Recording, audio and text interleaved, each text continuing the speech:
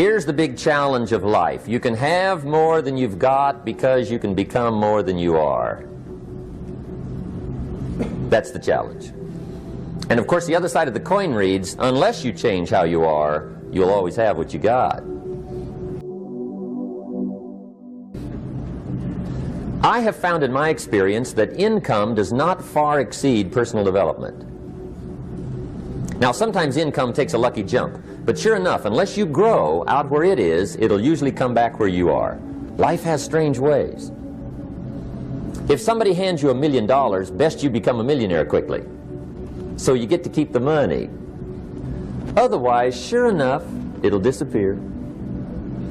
Somebody once said, if you took all the money in the world, divided it up equally among everybody, it would soon all be back in the same pockets. Incredible. Success is something you attract, not something you pursue. Success is looking for a good place to stay. So instead of going after it, you work on yourself. Personal development. See, the major question to ask on the job is not what are you getting? The major question to ask on the job is, what are you becoming? See, the big question is not what am I getting paid here? The big question is, what am I becoming here? Because true happiness is not contained in what you get. Happiness is contained in what you become. So that's our major subject for tonight, personal development. Of all the assignments Mr. Schoaf gave me at age 25, this was probably the most difficult. In fact, I'm still working on this one. I think it's an unending challenge to see what you can become. The next subject is called basic laws. And it's good to study the basics. And I call these basics primarily because they come from the Bible. Now, I'm not a theologian or a minister, and that'll be apparent. But Mr. Schoaf taught me that the Bible was a good textbook for ideas and stories and success equations, how to live the better life. I found out that was true. He also taught me that the Bible is as practical as it is spiritual, and I found out that's true. If you look at your bank account and your income and you're not happy, there's several places in the Bible to check to see what the heck's wrong so you can make the changes. And we're going to cover some of those tonight, called basics. Okay. The next subject is my favorite, setting goals. Mr. Schoaf taught me how to set goals. What a favor that was. One morning at breakfast, shortly after I met him, he said, Jim, let me see your current list of goals and let's go over them and talk about them. He said, maybe that's the best way I can help you get a better direction started.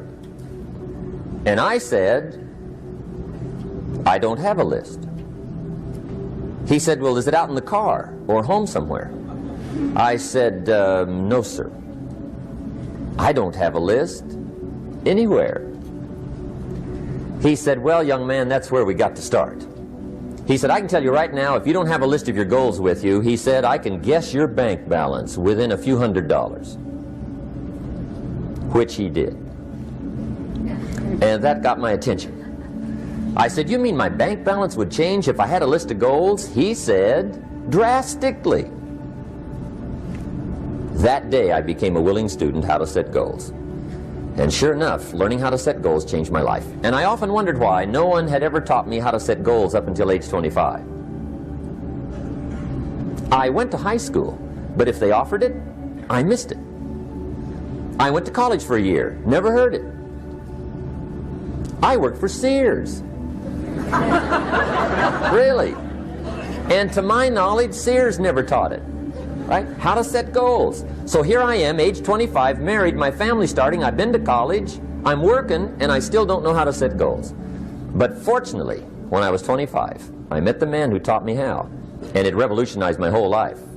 Economically, socially, personally, it's incredible. So I want to share with you tonight what Mr. Schoaf shared with me, how to set goals. It can be a life changer. Okay. The next subject is the negative part of the seminar. Life is part negative, so we got to talk about the negative. And this subject is called diseases of attitude. Diseases of attitude. There's a lot of things that can wreck your chances to do well. We live in a rather dangerous world, so you got to be not only wise, you got to be careful. Now, attitude diseases are just as bad as physical diseases, right? High blood pressure, heart trouble. I mean, a lot of things will ace your chances to do well. So you've got to be careful. And attitude diseases are deadly. I mean, they'll destroy all the good things you start. Okay?